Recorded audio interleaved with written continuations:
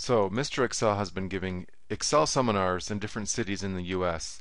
And let's say that we want to add up the totals. So, for all the different routes, we want to add up the numbers. It seems like a very simple thing. But watch what happens. If I take this, all the data, and I insert a very quick pivot table, which should be very simple, when we look at this, we're going to drop in the route into the row label area, which is, let me just move this up here, and we're going to take the miles and put it over there. So this is just a sample, but the problem is you can see that here you've got Cleveland to Atlanta, and here you have Atlanta, to Cleveland. So those two things are the same, but they're not adding up. Now we could maybe create a calculated item, manually create various ones of these, but imagine if you have flight routes from all over the world and they're kind of going back and forth like this. Now we can probably find more of these. Here's Chicago, I think it is, to Cleveland, and then up here we have Cleveland to Chicago. So really you'd want to add those two up together.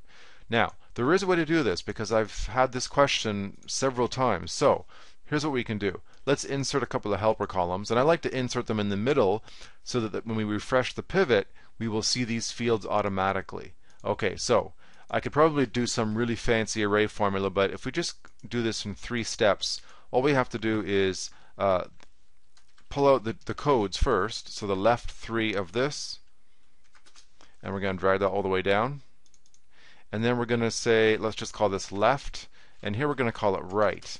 And very quickly, right in there, we're going to do the right function of this cell, pull out, and they're always 3 letters long. So we do that all the way down. Now, what we have to do next is simply to say equals this greater than that.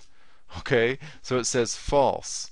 Now we're just going to drag this all the way down, and you see we're going to get true and false values. So it doesn't really matter what we do, which way we do it next. Let's just call this true, false. But we just want to get them so that they're in the same order, right? So it's always Chicago to Cleveland, never back and forth, Cleveland to Chicago or Chicago to Cleveland. So now we just go like this and say if this equals false, then we want to take this and we're going to put a little minus sign to make it look the same, and that, else we want to do the opposite and say this one and that and this one. Alright, so we do this and we drag it all the way down, and now we call it route, route 2. Now what we can do is take these two, let's just go back to the original pivot. So we have this, and just so that you can see it side by side, let's copy paste, and now I'm going to come in here and refresh it. Now we get our route 2, so I'm going to take out the original route, put in route 2, and now you see that it's working because it's shorter. Let's make sure.